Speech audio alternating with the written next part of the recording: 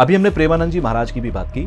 कुछ समय पहले एक स्टेटमेंट था उनका लिव इन रिलेशनशिप को लेकर। आज हमारा कानून लिव इन रिलेशन पास कर दिया, लेकिन हमारा शास्त्र ऐसा नहीं। यूथ अगर लिव इन रिलेशनशिप में जा रहा है तो क्या ये गलत है या ये सही है? देखिए, वह पथ क्या, वह पथिक क्या, जहाँ बिखरे सूल न हो, और नाविक की धैर्य परीक्षा क्या, जहाँ धारा प्रतिकूल न हो।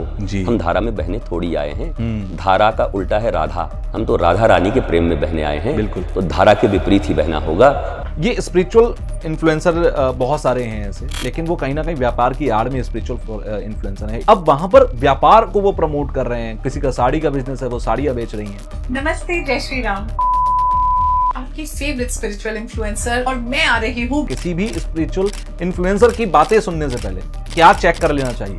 हम तो धर्म को ही धंधे की तरह बना रहे हैं। ये उचित नहीं है। इससे देश विनाश की तरफ ही जाएगा। सनातन की मर्यादा और गौरव कम होगी।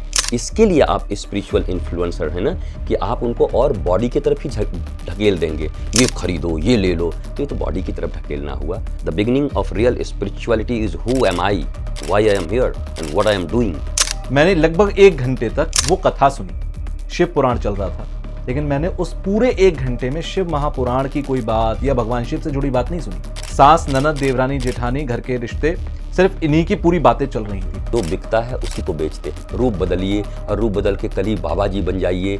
तो पहले तो ये घोषणा कर दीजिए कि मैं पैसा कमाना चाहता हूँ, मैं धन कमाना चाहता हूँ। अभी हाल में हमने देखा नेपाल के अंदर और बांग्लादेश के अंदर दंगे हुए, लेकिन अभी हमने देखा कि ये लेह लद्दाख में भारत के वहां पर भी सेम पैटर्न देखने को मिला। ये जो जेन जी का खेल आप देख रहे हैं, जब वो करप्शन देख रहे हैं, जब वो अपने आप को सरवाइव करते हुए नहीं देख पा रहे हैं, अपने जीवन में केवल संघर्ष ही संघर्ष देख रहे हैं, तो उनका फूट रहा है गुस्सा।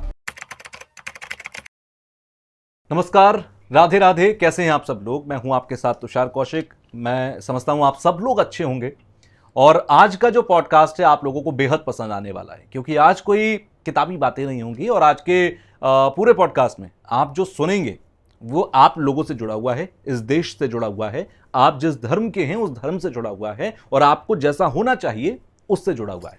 तो उन सारी चीज़ों को आज मैं बात करूंगा, और हमारे साथ जो बात करने के लिए हैं उनको आप पहले कई बार कई पॉडकास्ट में भी और उनकी खुद की वीडियोज़ में आप देख चुके होंगे, और हो सकता है उससे बहुत सारा ज्ञान आपने लिया हो। तो स्वागत कीजिए। राधे राधे गुरुजी। हमारे साथ सदगुरु रितेश्वर जी हैं।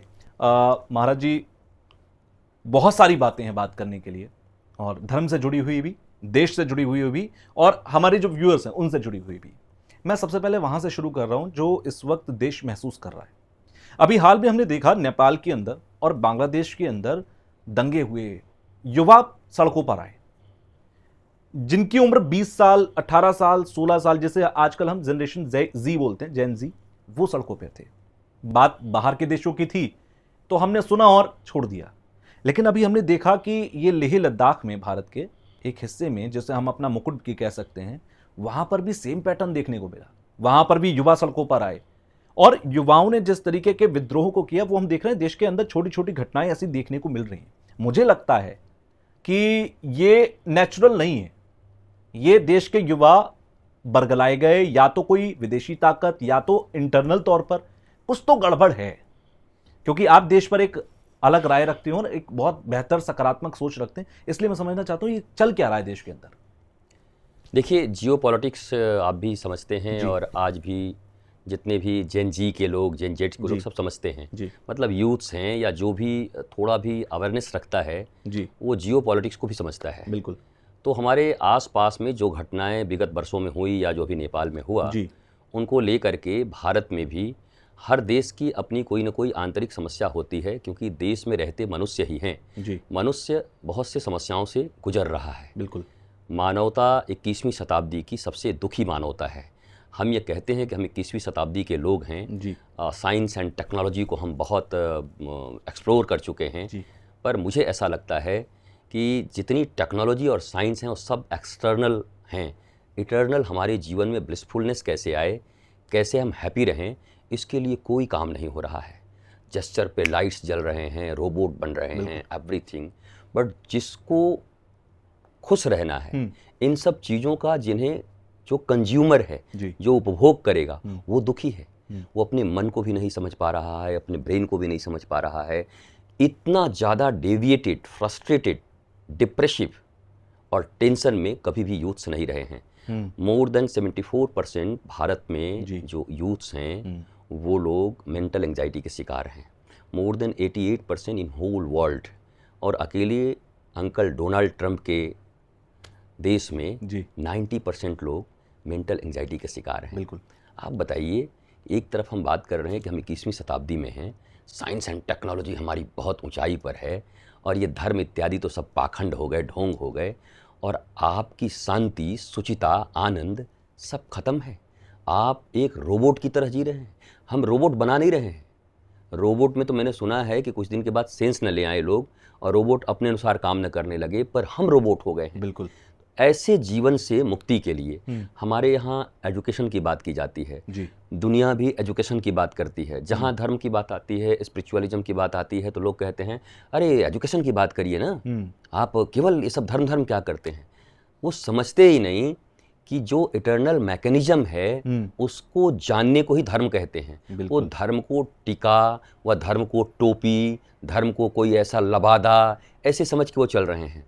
वास्तव में आध्यात्म शब्द आया है अध्ययन धन आत्मा, जो केवल अपने बॉडी तक को समझ रहे हैं, केवल इंद्रियों में फंसे हुए हैं, जो केवल अपने मन तक फंसे हुए हैं, बुद्धि तक फंसे हैं, चित्त तक फंसे हैं, अहंकार तक फंसे हैं, लेकिन आत्मा तक नहीं पहुंच पाए हैं। The beginning of real spirituality is who am I, why I am here and what I am doing.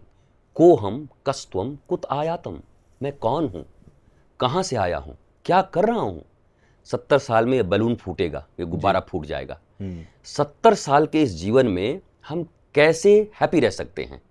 धर्म भी इसी को कहते हैं, एजुकेशन भी इसी को कहते हैं, लिटरेसी भी इसी को कहते हैं, सामाजिकता भी इसी को कहते हैं, संस्कार भी इसी को कहते हैं, साइंस भी इसी के लिए है, टेक्नोलॉजी भी इसी के लिए है। नहीं तो सारी चीज़ व्यर्थ हैं जो एक मनुष्य को आनंदित नहीं कर सकता। ऐसी टेक्नोलॉजी भाड़ में जाए, ऐसे साइंस भाड़ में जाए, और ऐसा धर्म भी भाड़ में जाए जो जिंदा मनुष्य को आनंदित नहीं कर पा रहा है।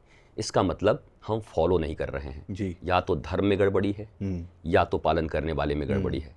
ढूंढना यही पड़ेगा। ये जो जेन जी का खेल आप देख रहे हैं, जेन जी कोई हमारे तो बच्चे हैं, सब युवा बच्चे हैं। बिल्कुल। जब वो करप्शन देख रहे हैं, जब वो अपने आप को सर्वाइव करते हुए नहीं देख पा रहे हैं, अपने जीवन में केवल संघर्ष ही संघर्ष देख रहे हैं, तो उनका फूट रहा है गुस्सा। पर गुस्सा क्यों फूट रहा है? क्योंकि हमारी एजुकेशन सिस्टम ठीक नहीं है। आप अपने भारत को देख लीजिए, हमारे यहाँ मैकोले ने शिक्षा पद्धति दी, एजुकेशनल सिस्टम, हम आज तक पूरा चेंज नहीं कर पाए। हमारे यहाँ पुलिसिंग व्यवस्था उनकी दी हुई है, हमारे यहाँ न्यायिक व्यवस्था उनकी दी हुई है। भानुमती ने कुनबा जोड़ा, कहीं का ईंट कहीं का रोड़ा, वही से देश चला रहे हैं। 70-80 साल हो गए। अब तो मैं कुछ देखता हूँ कि हमारी प्राचीन परंपराओं को और आधुनिक विज्ञान का समन्वय करके अब जो सरकारें आई हैं एक प्रयत्न कर रही हैं, एक धारा बह रही है कि भारत के पुरातन संस्कार को वापस लाया जाए और आधुनिक विज्ञान के साथ उसको कॉम्बो करके फ्यूजन विद्या पद्धति, जिसको लेकर के मैं एक यूनिवर्सिटी भी बना रहा हूं जिसका नाम सनातन विश्वविद्यालय होगा, और वो भारत का सबसे बड़ा यूनिवर्सिटी होगा जो कैम्ब्रिज और हार्वर्ड को भी चुनौती देगा। हम यहाँ पर शोध करेंगे, हम केवल डिग्रियां नहीं बांटेंगे, आपको शोध करने के अवसर होंगे। तो मुझे ऐसा लगता है भारत में ये प्रयोग किया जा रहा है। ये जो लेह लद्दाख आप देख रहे हैं, थोड़ी बहुत तकलीफें तो सबको हैं, गुस्सा तो सबके भीतर में है, पर उनके गुस्से को राष्ट्र के विरोध में मोड़ देने का काम कुछ राष्ट्र विरोधी ताकतें करने के लिए खड़ी हैं। वो एक्सटर्नल भी हैं और इंटरनल भी हैं, वो विदेश से भी हैं और देश में भी बैठे हुए हैं। और युवा इतना फ्रस्ट्रेटेड है कि उसको लगता है कि जब कुछ होना ही नहीं है तो हम यही करेंगे। तो इस प्रकार से वो कोई समाधान नहीं ढूंढ रहे हैं, बल्कि अपने राष्ट्र में आग लगाने का एक प्रयत्न कर रहे हैं। पर मैं एक बात जरूर कहना चाहूंगा, ये भारत है, यहाँ की हेरिडिटी में सनातन है, यहाँ संस्कृति है। कितने भी हम बिगड़ गए होंगे तो ना तो ये नेपाल हो सकता है और ना ये बांग्लादेश हो सकता है। भारत भारत है, पर हमें अवेयर होने की जरूरत है। इस प्रकार का कांड जो भी कराने में इंटरेस्ट रख रहे हैं, उनके ऊपर कानून का और कानून के साथ साथ भारतवासियों का कठोर निगाह होना चाहिए, उनको पहचानना चाहिए। आपने कहा कि ये भारत है और भारत की आत्मा में है एकता। भले ही अंत में हम कहीं भी बढ़ जाएं, लेकिन आखिर में जाकर हम एक हो जाएंगे जब देश की बात होगी। सनातन का झंडा बुलंद करके कुछ सरकारें हैं, जैसे उत्तर प्रदेश की योगी आदित्यनाथ की सरकार, और देश के अगर प्रधानमंत्री की बात करूं तो बीजेपी, आरएसएस, ये सब एक झंडा बुलंद करके आगे बढ़ते हैं। योगी आदित्यनाथ जी कहते हैं बटोगे तो कटोगे, धर्म खतरे में हो जाएगा। इसका मतलब सीधा सीधा ये आता है कि हिंदू एक साथ हो जाओ। मुझे लगता है कि हिंदुओं के साथ साथ देश भी खतरे में है। आपको लगता है कि हिंदू और देश अलग अलग नहीं है, दोनों ही खतरे में है? क्या खतरे में नजर आता है आपको? देखिए, भारत सनातन परंपराओं को और सनातन संस्कृति को मानने वाला राष्ट्र है जी। भारत बहुत बड़ा था, पृथ्वी पर भारत ही था, पहले कुछ था ही नहीं। 2500 वर्षों में भारत के 25 खंड हुए हैं जी। 1857 के बाद 6 खंड हुए हैं जी। और अभी भी लोगों की ये चाहत है कि और खंड खंड हो जाए। कई प्रदेशों में, कई जिलों में लोगों ने ऐसी स्थितियां बना रखी हैं अराजकता की जी। और प्रधानमंत्री ने पहली बार भारत के किसी प्रधानमंत्री ने लाल किले के प्राचीर से स्वतंत्रता दिवस के अवसर पर डेमोग्राफी नामक शब्द का प्रयोग किया है जी। और अगर देश के प्रधानमंत्री, इलेक्टेड प्रधानमंत्री, अगर किसी चिंता को व्यक्त करते हैं और देश की जनता अगर चुपचाप सुन के कान से उड़ा देती है तो देश की जनता अपने ऊपर आए खतरे को नहीं पहचानती है। डेमोग्राफिकल चेंज किसी भी राष्ट्र की अवधारणा को समाप्त करता है जी। और उसकी अंतरात्मा को मार देता है। आप देखिए, जहाँ जहाँ कन्वर्जन हुआ, जहाँ जहाँ जो राष्ट्र बदल गए, वहाँ कहीं शांति आपने देखा है क्या? भारत से ही अलग हुआ, ज़बरदस्ती मांग के ले गए पाकिस्तान, मुझे पाकिस्तान चाहिए, कितनी शांति है।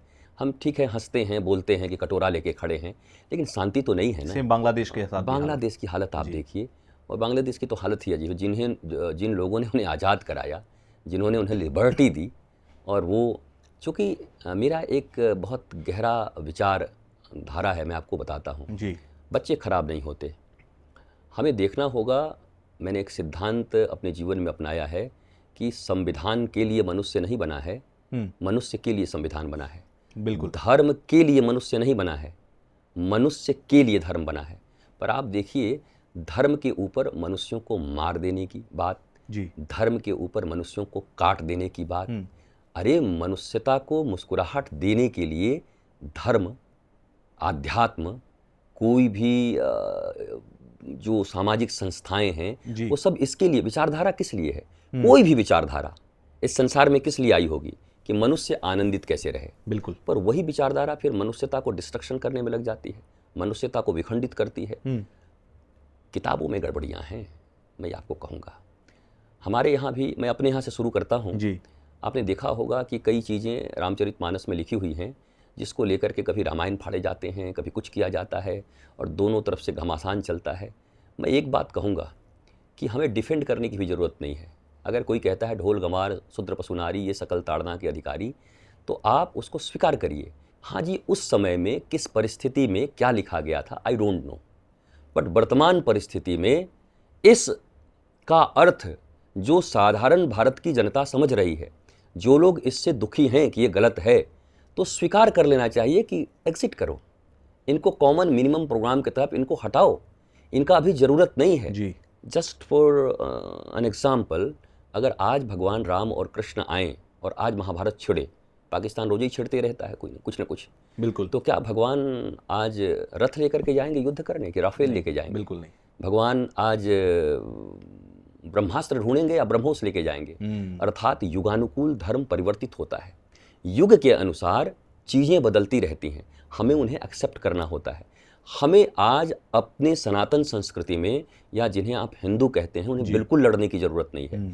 जो चीज़ें किसी भी समुदाय को, किसी भी एक 100 ही लोग हैं, 1000 लोग ही हैं, असुर छोड़ के, जो राष्ट्र विरोधी हैं उनको तो बुरा लगे, उनको बुरा लगने के लिए ही बोलना चाहिए। क्योंकि अगर राम जी कहते हैं राम जी तो भगवान हैं, सब पर दया करने वाले हैं, तो रावण पर कहाँ दया किए? रावण के प्रति दया करेंगे तो बाकी विश्व समाप्त हो जाएगा। अगर श्री कृष्ण कंस पर दया करेंगे तो सारी मथुरा समाप्त हो जाएगी। अगर श्री कृष्ण दुर्योधन और इन लोगों के ऊपर, जैसे अर्जुन दया करने को तैयार हो गया था, मैं तो भिक्षा मांग के खा लूँगा, पर अपने ही भाई को, अपने दादाजी को कैसे मारूंगा?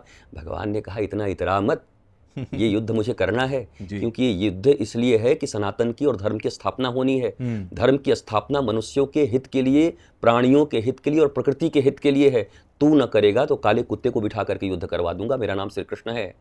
इसलिए तू ये मत सोच कि तू ही युद्ध करेगा, तुझे निमित्त बना रहा हूं, कर, धर्म की स्थापना करने के लिए मैं बार बार पृथ्वी पर आता हूं और मैं करके ही मानूंगा। बिल्कुल। तो वहां युद्ध न करना अधर्म था, भगवान ने युद्ध करना धर्म सिखाया। एक हमारे शांति के लिए, शांति के लिए कभी कभी असुरों के साथ अशांतिपूर्वक व्यवहार करना जरूरी होता है। लेकिन भारत के कहीं ना कहीं खून में यह बात डाल दी गई, रक्त में शुरू से, कि वसुधैव कुटुंबकम, हम सब एक हैं। हम तो कह रहे हैं एक हैं, भगवान राम की ही विचारधारा को तो हम पढ़ा रहे हैं, तो भगवान राम ही तो नहीं मान रहे कि सब एक हैं, रावण को भी समाप्त करने जा रहे हैं। बिल्कुल। भगवान श्री कृष्ण भी कंस को समाप्त करने जा रहे हैं।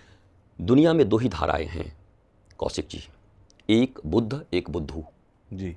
एक तरफ बुद्धू खड़े हैं जो पूरी मानवता, पृथ्वी, प्रकृति सबको नाश कर देना चाहते हैं, मिटा देना चाहते हैं। एक तरफ बुद्ध खड़े हैं। बुद्ध का अर्थ देखिए, वो सिर्फ गौतम बुद्ध ही नहीं होते। बुद्ध का अर्थ होता है जो बोध से भर गया, जो समझ से भर गया, जिसके भीतर में प्रज्ञा आ गई, जो ज्ञानवंत हो उठा, जिसने अपने को पहचान लिया, जिसने जगत को पहचान लिया, जिसने जगत पिता को पहचान लिया, जिसने माया को पहचान लिया, जिसने ब्रह्म को पहचान लिया, उसको कहते हैं बोधवान महापुरुष। तो बुद्ध हो गए। तो एक संख्या है बुद्धों की, एक संख्या है बुद्धुओं की। ये दोनों कभी एक नहीं हो सकते। बुद्धू से बुद्ध होने की संभावना बची है, इसीलिए बुद्ध गली गली गुरु संत घूमते हैं और लोग स्पिरिचुअलिटी के करीब आते हैं। लेकिन जो रावण, कंस इत्यादि की तरह, हिरण्यकश्यपु की तरह नहीं बनना चाहते, जो भस्मासुर की तरह नहीं बनना चाहते, अभी नवरात्रा का समय है। बिल्कुल। तो ऐसा ही लेकर के, और दुर्गा माता क्यों खड़ी हैं, किसके ऊपर खड़ी हैं? महिषासुर के ऊपर में। वो क्या संदेश दे रही हैं? दुर्गा जी की हम पूजा कर रहे हैं। दुर्गा जी की सबसे ज़्यादा पूजा कहाँ होती थी? बंगाल में। बंगाल में। और आप पश्चिम बंगाल जहाँ कह रहे हैं, पर पूरे ही बंगाल में, तो आधा तो बट गया पाकिस्तान के समय में, उधर चला गया। जहाँ सबसे ज़्यादा दुर्गा, काली और शक्ति की पूजा होती थी, आज वहाँ एक प्रतिमा स्थापित करना मुश्किल हो रहा है। बिल्कुल। क्यों? हमने केवल ढाक बजाए, हमने केवल अबीर उड़ाए, हमने केवल लड्डू बनाई, हमने केवल बर्फियाँ खाईं, पर हम माँ के हाथों में जिस चीज़ के लिए उनकी हम पूजा कर रहे थे, उनके जीस्ट को, एलेक्सीर को लेने का प्रयास नहीं किया हमने, अमृत को। कि माँ दुर्गा उस समय शक्ति रूप में आकर के, जब सारी मानवता परेशान थी, देवता भी परेशान थे, तब अपने खड़ग खंभ को लेकर के आई, बोला ऐसे दुष्टों का विनाश करना जरूरी है। आपने देखा है हमारे यहाँ देवी देवताओं के हाथ में, सबके हाथ में कुछ न कुछ पद्म भी होंगे, फूल भी होंगे, शंख भी होगा, चक्र भी होगा, गदा भी होगा, कहीं त्रिशूल होगी। वाई तो आप अगर पूजा करते हैं, उनको फॉलो करते हैं, तो आप एक तरफ से तो बिल्कुल ही साफ होते गए। नहीं नहीं नहीं, ये सब चीज़ नहीं करना चाहिए। आत्मरक्षार्थ अगर आप राजी नहीं हैं, तो आप जरा याद करिए, कभी कांधार में हम, वहाँ भी भगवान की रामलीला हुआ करती थी जी। कभी वहाँ भी रावण जलाए जाते। बिल्कुल। क्या आज कांधार में कुछ हो रहा है? क्या आज पेशावर में कुछ हो रहा है? सिंध तो सिंधियों का था, एक सिंधी नज़र आता है वहाँ पर। लाहौर तक कभी उन गलियों में पता नहीं कितनी धार्मिक अनुष्ठान हुआ करते थे, कोई नज़र आ रहा है? बांग्लादेश में कोई नज़र आ रहा है? आप जरा याद करिए कि जहाँ शक्ति की पूजा स्थली थी मूल, वहाँ आज शक्ति की पूजा करने के लिए भी आप उपयुक्त नहीं हैं, मार दिए जाएंगे। इन सब को देखने के बाद भी अगर आप अपने इष्ट से, देवी और देवता से, अपने धर्म से नहीं सीखना चाहते हैं, तो आप फिर मिटने को तैयार रहो। अब आपका रखवाला कोई नहीं होगा। हम सोच रहे हैं कि कोई ईश्वर आके हमारी रक्षा करेगा।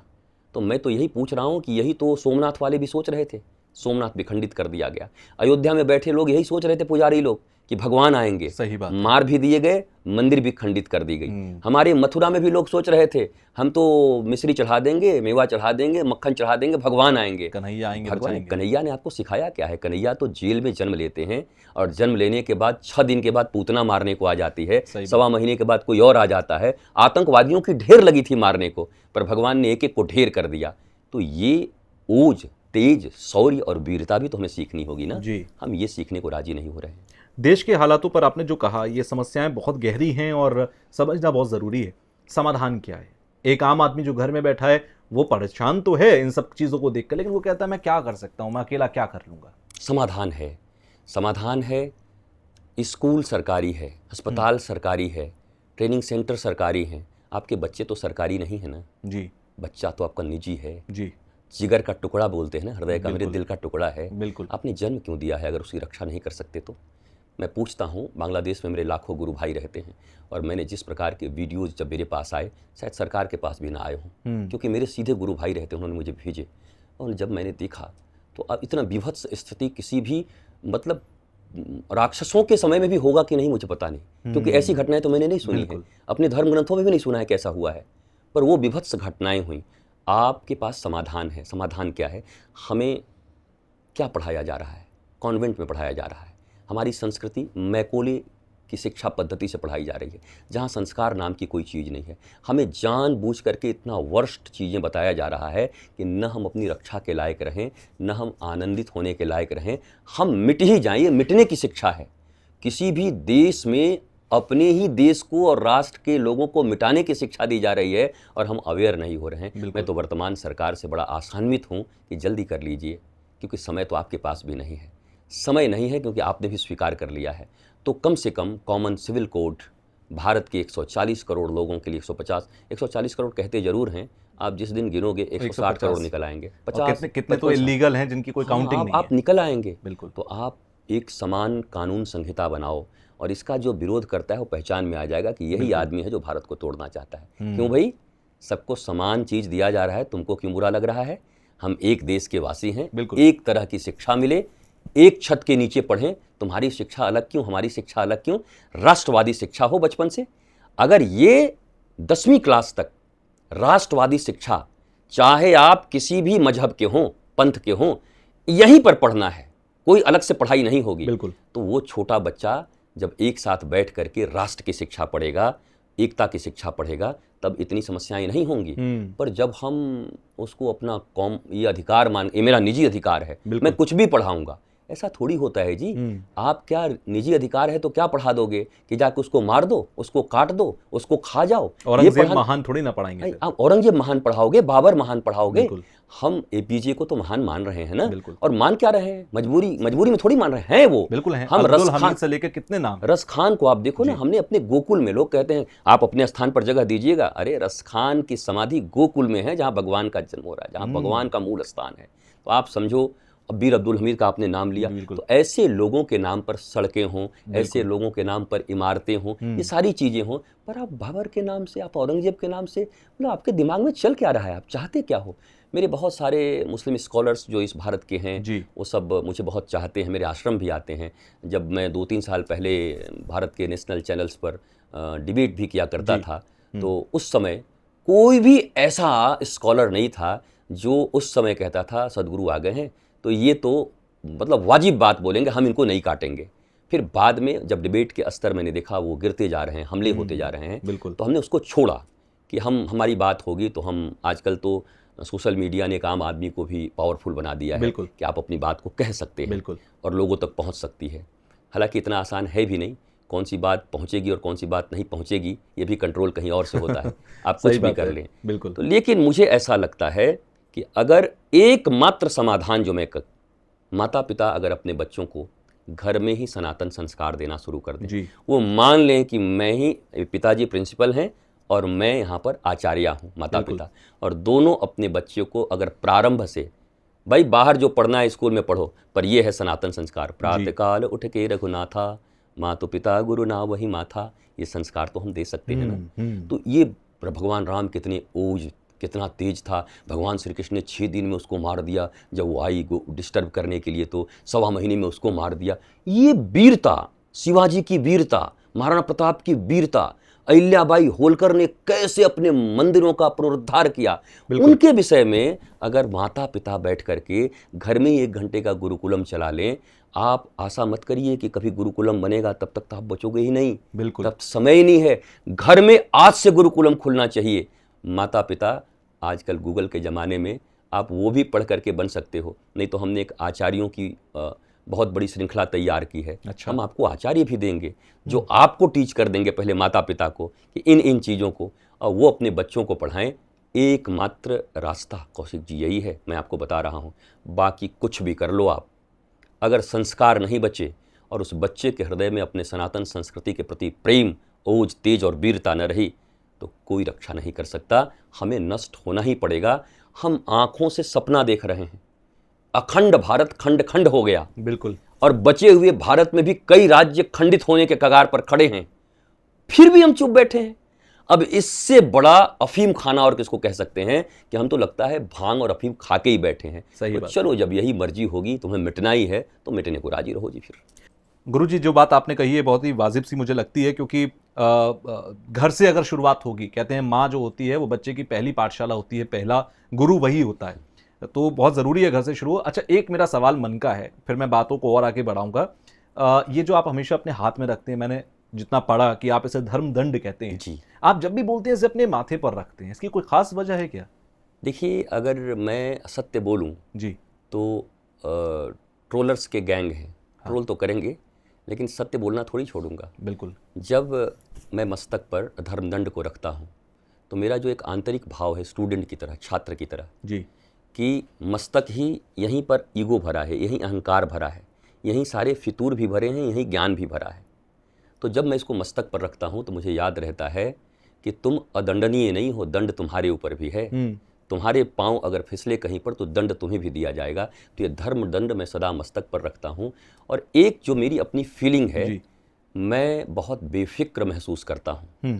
मतलब आप श्री कृष्ण जी ने गीता में एक बात कही है कि पंडित कौन है, तो उन्होंने कहा जो बीते हुए पल का शोक नहीं करता और आने वाली भविष्य का भय जिसके भीतर में नहीं हो, डर नहीं हो, चिंता नहीं हो, उसको उन्होंने पंडित कहा है। तो जब मैं ऐसे रहता हूं तो मैं बेफिक्र पंडित जी की अवस्था में रहता हूं। न मुझे बीते हुए पल की कोई चिंता होती है और न आने वाली चीज़ की किसी भय होता है, मैं वर्तमान में जीता हूं। तो ये तो मेरी बेफिक्री का पहचान है। और मुझे लगता है मैं खुल जाता हूं। ऐसा कुछ कोई विज्ञान होगा मुझे पता नहीं, टच करते ही मैं खुल जाता हूं, मुझे लगता है सब ठीक है अब। चलिए, बड़ी सुंदर बात है ये। अच्छा, मैं एक और विषय को आपके सामने रख रहा हूं जो मैंने हाल फिलहाल में देखा। आपने कहा धर्म पे चलना आसान नहीं है, सच बोलना बहुत मुश्किल है, सही रास्ते पर किसी को लाना बहुत मुश्किल है। आप वृंदावन से हैं, वृंदावन में एक और बड़े संत हैं प्रेमानंद जी महाराज। मैं उनकी बात करूंगा क्योंकि प्रेमानंद जी महाराज ने सिर्फ जिस सोशल मीडिया की आप बात कर रहे थे, उसी सोशल मीडिया की ताकत से दुनिया को एक नाम में, राधा नाम में बांधने का काम किया। लेकिन मैंने देखा कि क्योंकि प्रसिद्धता आती है तो जो कम प्रसिद्ध हों या फिर जो उनके साथ खड़े दूसरे संत हैं, उनमें चिड़न की भावना भी देखने की, सब में नहीं, लेकिन कुछ ऐसे संत रहे जिनमें लगा, जिन्होंने अनाप शनाप बोलना शुरू किया। आप किस नज़र से देखते हैं प्रेमानंद जी महाराज को कि किस तरीके से उन्होंने पूरी दुनिया को और देश को एक साथ कर दिया? देखिए, पहली बात है कि वो एक साधु हैं जी। हमारे धर्म चक्र में जी, भारतवर्ष के लोगों को अज्ञानता के कारण ये भी पता नहीं है कि आचार्य किसे कहते हैं जी, संत किसे कहते हैं, साधु किसे कहते हैं, गुरु किसे कहते हैं, ऋषि किसे कहते हैं, जी, महर्षि किसे कहते हैं, याज्ञनिक, होता, ऋत्विक, सिद्ध, साधक, सुजान, ये किसको कहते हैं किसी को पता नहीं है। हमने दो शब्द ईजाद किए हैं, एक धर्मगुरु, एक बाबा जी, जबकि ये दोनों हैं ही नहीं कहीं हमारे धर्म ग्रंथ में। न धर्मगुरु कभी रहा हमारे यहाँ, न कोई बाबा रहा, पर अब अमूमन इसी शब्द का हम प्रयोग करते हैं। हमारे यहाँ आचार्य होते थे कौन? जो धर्म ग्रंथों को पढ़कर और वो आचरण अपने भीतर में ले आते थे। आचरण सिद्ध महापुरुष को आचार्य कहा जाता है। साधु कौन? हो सकता है धर्म ग्रंथों की बहुत जानकारी उन्हें नहीं हो, पर उनका स्वभाव ही साधु का है। सबका मंगल करने का भाव उनके भीतर में है। वो ये दावा नहीं करते कि मैं पूरे ब्रह्मांड को जानता हूँ, मैंने सब कुछ पढ़ लिया है, लेकिन उनकी सहजता, उनकी सरलता, उनके भाव ऐसे हैं कि सब आनंदित रहें, मंगल में रहें। तो मुझे ऐसा लगता है कि वो सहज सरल बहुत अच्छे साधु हैं। उन्होंने बड़ी सहजता से भगवान नाम को हमारे पूरे भारत, पूरी दुनिया के लोगों के बीच में बांटा। वो किसी न किसी रूप में जो कुपथ पर जा रहे लोग हैं उनको पथ पर लाने का प्रयास किया उन्होंने, माध्यम बने। भगवान ने उनको माध्यम बनाया उनकी साधना से, उनकी सहजता से। तो ईर्ष्या शब्द तो होना ही नहीं चाहिए, लेकिन मनुष्य हैं जी, तो काम, क्रोध, मद, मोह, लोभ, मात्सर्य, ये तो 6 भगवान देकर भेजा है। और सबके भीतर में कोई ना कोई मास्टर ड्राइवर कॉम्प्लेक्स होता है। वी हैव 6 कॉम्प्लेक्सेस, बिल्कुल, उसमें से एक ड्राइवर होता है। तो किसी में कामना ज़्यादा होती है, किसी में क्रोध ज़्यादा होता है, किसी में लोभ ज़्यादा होता है, किसी में ईर्ष्या ज़्यादा होती है। पर हमारे यहाँ एक जो कॉन्सेप्ट रहा है, नाना मुनि नाना मत। मैं आपसे एक बात कहूँगा जी कि जब भगवान राम के 2 गुरु जी हैं, एक हैं वशिष्ठ जी, एक हैं विश्वामित्र, दोनों में 36 का आंकड़ा था। तो उस समय तो हम इस रूप में नहीं देखते थे कि वो ईर्ष्या कर रहे हैं, क्या कर रहे हैं। मतलब मत दोनों के अलग अलग थे किसी कारण से। पर एक समय में फिर विश्वामित्र जी को वशिष्ठ जी की पत्नी पूछ रही हैं कि आप बताइए कि ये चंद्रमा इतना कैसे चमक रहा है, रात्रि की बात है, पूर्ण चंद्रमा। तो वशिष्ठ जी कहते हैं इस चंद्रमा की चमक से भी ज़्यादा चमक इस दुनिया में है। बोला वो किसका? बोला विश्वामित्र की तपस्या का, जबकि दोनों में 36 का आंकड़ा 36 का आंकड़ा है। तो चौंक गई अरुंधति, आप ऐसा बोल रहे हैं? बोला हाँ, वो तो उनके भीतर में पता नहीं एक भाव क्या है कि थोड़ा सा वो चिढ़े रहते हैं मुझसे, लेकिन उनके ऐसा तपस्वी तो इस पर मैं भी नहीं हूँ। अपनी पत्नी को कहते हैं मैं भी नहीं हूँ। तो देखिए एक संत, एक साधु के हृदय में क्या भाव है अपने, जिनको वो कहते हैं कि हमारे प्रतिद्वंदी हैं। प्रतिद्वंदिता इस रूप में नहीं थी, इनके अंदर कुछ और था, उनके अंदर कुछ और था, नाना मुनि नाना मत। और जब ये विश्वामित्र जी सुनते हैं, दरवाजे पर खड़ा थे फरसा लेकर मारने के लिए, तो जब ये सुनते हैं तो चरणों में गिर पड़ते हैं। अहो अहो वशिष्ठ जी। तो उन्होंने कहा उठो ब्रह्म ऋषि, उठो ब्रह्म ऋषि। ब्रह्म ऋषि बनने का एक ही उपाय था कि जिस दिन तुम्हें वशिष्ठ जी ब्रह्म ऋषि कह देंगे तुम्हारे परम शत्रु, तो तुम ब्रह्म ऋषि बन जाओगे। आज उन्होंने उनके इस केवल विनम्रता के कारण, तो वशिष्ठ जी से पूछा गया, बोला ये थोड़ी विनम्रता इनमें गड़बड़ हो जाती थी, ये तपस्वी तो हैं, तेजस्वी तो हैं, इसी के कारण ब्रह्म ऋषि नहीं हो पा रहे थे। बाकी ये मुझसे बहुत आगे हैं तपस्या में। तो ये सहजता थी संतों के भी स्वीकार करने की।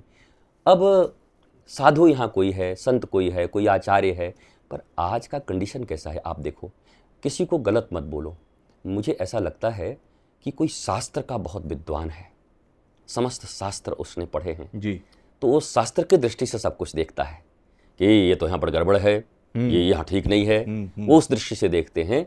और इसकी भी आवश्यकता है भारत को, क्योंकि भारत में सदा शास्त्रज्ञ, वेदज्ञ, श्रुतज्ञ लोग रहे हैं, साधु रहे हैं, संत रहे हैं, वहाँ पर आचार्य रहे हैं, भक्त रहे हैं जी। भक्त नामदेव कौन है? मतलब भक्त हैं। नामदेव जी को गुरु नहीं कहते हम, और संत कहते हैं और भक्त कहते हैं जी। पर नामदेव जी के भीतर में भी अहंकार था। आपको एक छोटी सी बात सुना देते हैं। जब ज्ञानदेव, सोपान देव, मुक्ताबाई ये सब बैठे हुए हैं, गोरा कुम्हार, सब महाराष्ट्र के संत हैं बड़े बड़े, सावता माली, ऐसे विराट विराट संत, और छोटी सी है मुक्ताबाई, छोटी सी।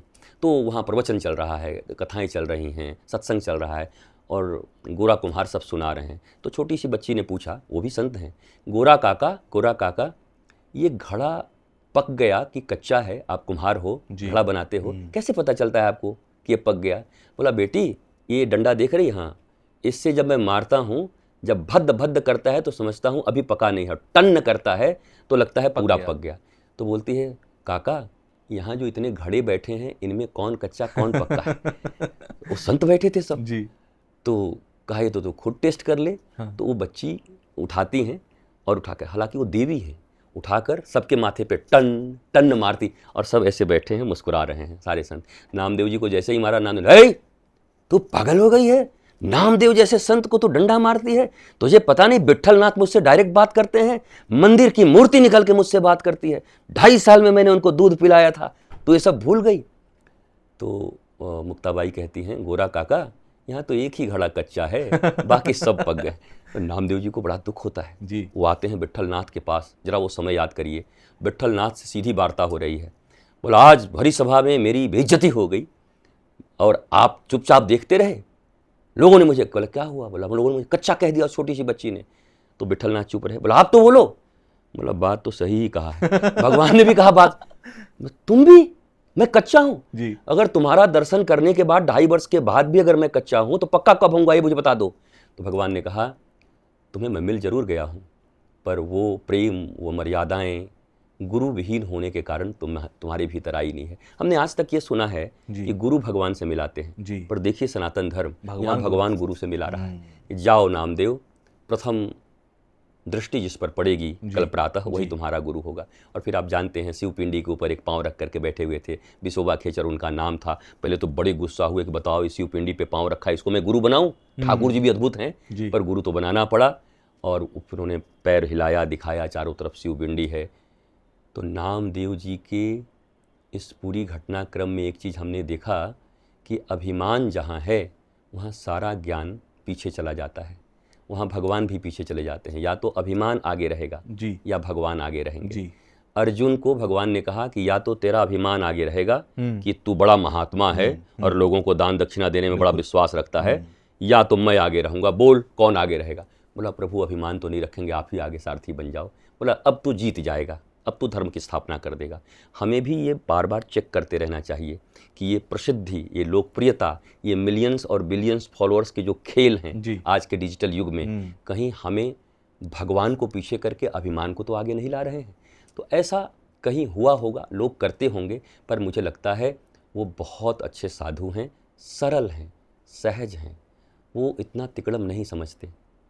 और बाकी जो शास्त्र की विधा रखते हैं वो शास्त्र पर अडिग हैं। हाँ जी, शास्त्र में ये पढ़ना जरूरी है, बिल्कुल, ये पढ़ना पड़ेगा, बिल्कुल। तो इसको हम ऐसा देख सकते हैं, डाइवर्सिटीज़, अलग अलग विभाग के। अच्छा, कोई हम यूनिवर्सिटी में पढ़ रहे हैं, साइंस के स्टूडेंट हैं, और केमिस्ट्री में कोई आया लेक्चर दिया हमें, और हम जाकर के बाहर कोई कहे इनको फिजिक्स का कुछ नहीं आता। अरे तो केमिस्ट्री के प्रोफेसर हैं, फिजिक्स की बात क्यों कर रहे हैं उनसे? और फिजिक्स का न्यूमेरिकल्स कोई बना रहा है तो उनको बोला बताओ इन बॉटनी कुछ नहीं जानते या कुछ नहीं समझते हैं। वो सवाल ही गलत है ना। तो शास्त्रज्ञ शास्त्र की भाषा समझते हैं, साधु सरलता और सहजता की भाषा समझते हैं, नामी नाम का प्रचार करते हैं, ज्ञानी ज्ञान का प्रचार करते हैं। द्वैत में दासोहम की भावना होती है भगवान और भक्त की, अद्वैत में घोषणा कर देते हैं शिवोहम अहम ब्रह्मास्मि, मैं ही ब्रह्म हूँ। तो सनातन में तो इतनी डाइवर्सिटीज़ हैं, आप एक कैसे करोगे? तो मुझे लगता है जो लोग नहीं समझते हैं वही संतों के बीच में युद्ध समझते हैं, और जो नहीं समझते लेकिन संत का सिर्फ तमगा लेकर बैठ गए हैं, दाढ़ी बढ़ गई, कपड़ा ले लिया, पॉपुलर हो गए, कुछ भी बोलने लगे, ढोल तंबूरा। 3 मंथ्स के हमारे यहाँ पर कोर्स होते हैं जी। अब आप तो बहुत ऐसे ही फेमस हैं, पर कभी आपकी इच्छा हो कि अब ये नहीं करना है तो आप 3 महीने के लिए आ जाइए, कथाओं का आप कोर्स कर सकते हैं, और कोर्स कर लेंगे आप, और एक बढ़िया म्यूजिकल टीम रख लीजिए, कथा और फिर तो। अच्छा, ये आपने जो बात कही, मेरे मन में ये सवाल है। एक बार मेरे मन में सवाल उठा, मेरे परिवार में हैं एक मम्मी, शायद मम्मी और कुछ लोग बैठकर कथा सुन रहे थे, मैं नाम नहीं लूंगा, मैं ऑफिस के लिए रेडी हो रहा था जी। मैंने लगभग 1 घंटे तक वो कथा सुनी, शिव पुराण चल रहा था, लेकिन मैंने उस पूरे 1 घंटे में शिव महापुराण की कोई बात या भगवान शिव से जुड़ी बात नहीं सुनी। सास, ननद, देवरानी, जेठानी, घर के रिश्ते, सिर्फ इन्हीं की पूरी बातें चल रही थी। क्या कथाओं के बीच में इस तरीके के कंटेंट, ठीक है उदाहरण के लिए देना बात अलग है, लेकिन अगर 7 दिन की कथा चल रही है उसमें से 6 दिन अगर इसी पे बात हो रही है तो क्या ये जायज़ है? ठीक है। देखिए, बात नॉलेज की है जी। एक तो नॉलेज, और दूसरा जो बिकता है उसी को बेचते हैं। खरीदार पंडालों में भीड़ भी ज़्यादा है, बहुत नॉलेजलेस लोग हैं जी, इसीलिए तो इतनी भीड़ है ना। दुख, आप बताओ, आप आनंदित हो, भीड़ लगाओगे कहीं? दुखी हो इसीलिए भीड़ लगा रहे हो ना। मतलब लोग दुखी हैं, वो दुख से मुक्ति का उपाय पाना चाहते हैं, पर जब तक वो सही स्थान नहीं ढूंढेंगे दुख समाप्त होने की बजाय बढ़ेगा। एंटरटेनमेंट में मतलब मनोरंजन और मनोमंथन में बड़ा अंतर है जी। मनोरंजन तो आप हो जाएगा 3 घंटे का, पर मनोमंथन नहीं होगा। मन का मंथन होने से विष भी निकलेगा और अमृत भी आएगी, और वो कोई ज्ञानी महापुरुष ही कर सकता है। इसलिए हमारे यहाँ पहले तत्ववेता महापुरुष होते हैं, साधु हो, संत हो, ऋषि हो, आचार्य हो। एक कभी कभी ऐसा होता है कि निश्चल भक्त है, पढ़ने भी नहीं जानता, भक्त हो गया, लेकिन फिर भगवान उसके भीतर में निश्चलता से सारी चीज़ें प्रकट कर देते हैं जी। लेकिन आपको अध्ययन तो करना पड़ेगा, आपको गुरुगृह में रहना पड़ेगा। आप अचानक रूप बदलिए और रूप बदल के कली बाबा जी बन जाइए और फिर कहिए कि क्यों उंगली माल नहीं बना था, क्यों वाल्मीकि जी ऐसे नहीं बने थे। अब आप ढाल लेकर के अगर यही करना चाहते हैं, मैं बुरा नहीं कह रहा हूँ, मैं ये कह रहा हूँ कि आप घोषित कर दीजिए कि जैसे ये जूते का दुकान खोले हैं तो ये पक्का पता है कि अपने रोजगार के लिए खोले हैं, पैसा कमाना चाहते हैं। कोई नया कोई धंधा कर रहा है तो वो कहता है कि मुझे इसमें बहुत ऊपर जाना है। तो बिल गेट्स हैं कि वो हमारे एलन मस्क हैं कि हमारे यहाँ पर टाटा हैं, जिंदल हैं, मित्तल हैं, अंबानी हैं, ये घोषित रूप से कह रहे हैं कि हम व्यवसाय करते हैं जी, हम कमाने आए हैं, हम बिलियनियर्स बनेंगे। तो आप भी अगर संत का स्वरूप धारण करके आए हैं तो पहले तो ये घोषणा कर दीजिए कि मैंने धर्म का केवल प्रचार करने के लिए इसलिए स्वीकारोक्ति अपने भीतर में लाई है कि मैं पैसा कमाना चाहता हूं, मैं धन कमाना चाहता हूं। आपको कोई बुरा नहीं बोलेगा, क्योंकि आप धर्म की बातों को कह रहे हैं, आप अपना फीस वसूलिए। हम तो सभी फिजिक्स वाले फिजिक्स के लिए ले रहे हैं, केमिस्ट्री कंप्यूटर साइंस वाले कंप्यूटर के लिए ले रहे हैं, बड़ी बड़ी पैसे दे करके तब लोग जाकर के विद्या अध्ययन कर रहे हैं। लेकिन आपके मन और मुख तो एक होने चाहिए ना। आप कह रहे हो कि मुझे तो कुछ नहीं चाहिए और अंडर टेबल आपको सब चाहिए, तो ये ठीक नहीं है। मैं ये 20 सालों से कहता आ रहा हूँ कि अपर टेबल या अंडर टेबल, आपको लेना है तो फिर खुल करके बोल के लो कि मैं धर्मशास्त्रों का मैंने बहुत अध्ययन किया है, मैं आपको धर्म के बारे में बताऊंगा, लेकिन मेरे आचरण वैसे हैं नहीं, मैं सिर्फ आपको बताऊंगा, आपको बनना हो तो बन जाना और इसकी इतनी फीस लूंगा। इसको बोलते हैं प्रामाणिकता, ईमानदारी और छाती ठोक करके पैसा कमाना। पर आप अगर संत बन करके भाव ऐसा दिखा रहे हैं कि क्या माया क्या मोह, और 24 घंटे लगे हुए हैं कि फॉलोअर्स कैसे बढ़ा लूं, कितना फीस ले लूं, तो फिर तो वो अमिताभ की एक फिल्म थी नमक हलाल या हराम, मुझे याद नहीं, कि आपका तो लगता है बस यही सपना, राम नाम जपना पराया माल अपना, उम्र गुजरी है सारी चोरी में, सारे सुख चैन बंद जुर्म की तिजोरी में, बाप बड़ा न भैया सबसे बड़ा रुपया ताता थैया। अच्छा, आपने अभी कहा कि आचार्य होते हैं, शास्त्री होते हैं, बहुत सारी उपाधियां हैं और ये शास्त्रोक्त हैं। आजकल क्योंकि 21वीं सदी है, टेक्नोलॉजी का दौर है, डिजिटल का दौर है, एक नया भी उपजा है जिसे हम स्पिरिचुअल इन्फ्लुएंसर कहते हैं आजकल। ये स्पिरिचुअल इन्फ्लुएंसर बहुत सारे हैं ऐसे, लेकिन वो कहीं ना कहीं व्यापार की आड़ में स्पिरिचुअल इन्फ्लुएंसर है। एक है जिनके बहुत फॉलोअर्स हैं, मिलियंस में हैं, मैं नाम उनका भी नहीं ले रहा हूँ क्योंकि बड़े शो में है वो। लेकिन मेरा सवाल इसलिए, क्योंकि वो इतना बड़ा कद भी नहीं है कि मैं उनका सवाल आपसे करूं, लेकिन मेरा सवाल दूसरी तरफ से है। लोग फॉलो करते हैं, लोग मानने लगते हैं, लोग तो अबोध है, वो देख रहे हैं अरे 2 मिलियन फॉलोअर है, यानी कि इनकी बात सुननी है, इनकी बात माननी है, इनके हिसाब से चलना है। अब वहां पर व्यापार को वो प्रमोट कर रहे हैं, किसी का साड़ी का बिजनेस है, वो साड़ियां बेच रही हैं।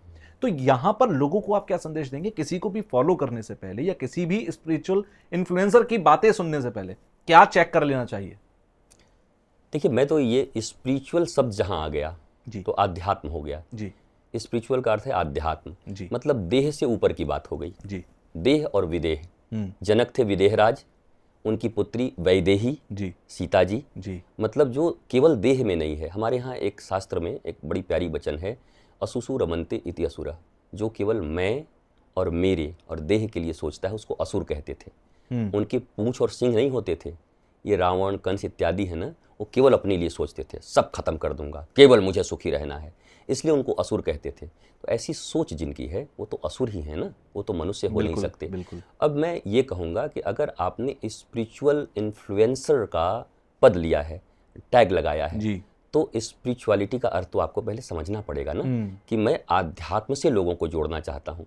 जो लोग केवल शरीर को तृप्त करने में इतने अशांत हैं, दुखी हो रहे हैं, मैं उनको उधर डाइवर्ट करूँ कि धीरे धीरे अपने मन को, मनोविज्ञान को समझने लगे, अपनी बुद्धि को समझने लगे, अपनी आत्मा तक उनकी पहुँच हो, वो समाधान करने में समर्थ हों। इसके लिए आप स्पिरिचुअल इन्फ्लुएंसर है ना, कि आप उनको और बॉडी की तरफ ही ढकेल देंगे, ये खरीदो, ये ले लो, तो ये तो बॉडी की तरफ ढकेलना हुआ। तो मुझे लगता है अब वो तो सभी लोग कर ही रहे हैं जी। जनता अबोध है, लोग अबोध हैं। अब अबोध हैं तो उनको भी क्षमा नहीं किया जा सकता। परमात्मा ने तो आपको जन्म दिया था बुद्धिमान होने के लिए, आपको बोधवान होने के लिए। तुम अबोध क्यों हो? अबोध हो तो भुगतो, तुम्हें भुगतना पड़ेगा। ये भीड़ जो है ना, आपने सुना होगा बहुत भीड़ भाड़ थी, तो मैं ये पूछता हूँ, भीड़ तो समझ में आता है, भाड़ कौन थे? तो भीड़ में अक्सर भाड़ ही खड़े होते हैं। आपको आज मैं बता देता हूँ, भीड़ भाड़ शब्द इसीलिए बनाया गया, भाड़ों से भरी जन समूह को ही भीड़ भाड़ कहा जाता है। वहाँ कोई योग्य व्यक्ति, रसिक व्यक्ति नहीं जाता कि जाकर के मुझे कुछ सीखना है। आज आपके कान में डाल दिया जाए, यहाँ आप कभी गए हैं इनके पास, रितेश्वर जी के पास? नहीं। और ये दंड में इतनी शक्ति है, अगर माथे पे लगा दिया तो तेरे काम बन जाएंगे। मैं आज थोड़े से खर्च कर दूं, अगर मैं बहुत ओपन चीज़, ओपन क्या नेकेड चीज़ बोलना ही चाहिए ना जी। धर्म का मतलब ही है आप सब कुछ उधेड़ दें, वो जो चीज़ बंधा हुआ है, जो चीज़ अंदर है, उसको सामने ले आएं, उसी को तो धर्म कहते हैं। और धर्म किसको कहते हैं? जो आत्मा को हम नहीं समझते उसको जानने का प्रयत्न ही धर्म है।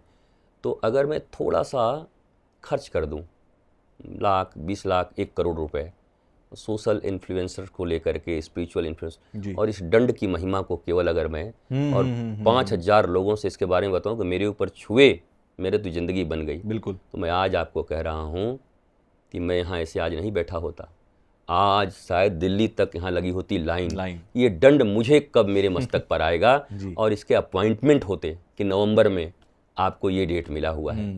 पर मैं इसके लिए तो नहीं आया पृथ्वी पर, मैं नॉलेज के लिए आया हूँ। मुझे पता है कि जीवन का सबसे बड़ा चमत्कार ज्ञान है। जो ज्ञानवंत हो गया वो सब चमत्कार अपने भीतर करता रहता है। अज्ञानी व्यक्ति सदा अनहोनी के पीछे भाग रहा है, शायद हो जाए, शायद हो जाएगा, तो मैं अज्ञानता फैलाने नहीं आया इस पृथ्वी पर, और मैं खुद को ही क्षमा नहीं कर पाऊंगा अगर मैं ऐसा करूंगा। बिल्कुल। मैं इस क्षेत्र में मैंने विज्ञान पढ़ा है, मेरे पिता विज्ञान के प्रोफेसर रहे हैं, मेरी माँ स्वयं शिक्षिका रही हैं, मेरे गुरु बहुत मार्तंड विद्वान रहे हैं जी। मैं इसके लिए थोड़ी आया हूँ कि ये काम करूँ। इतने पैसे, इतने रुपए, ऐसा घर, ऐसी गाड़ियाँ मेरे पास सब हैं, सब कुछ दिया हुआ है। अब एक व्यक्ति के लिए कितने धन की आवश्यकता होती है, आप बताइए, क्या करूँगा मैं ये सोचता हूँ इतना ही जो मैं उपभोग कर रहा हूँ क्या मुझे करना चाहिए, क्योंकि भारत के सभी लोग इतना नहीं कर पा रहे हैं। कभी कभी तो चिंतित होता हूँ।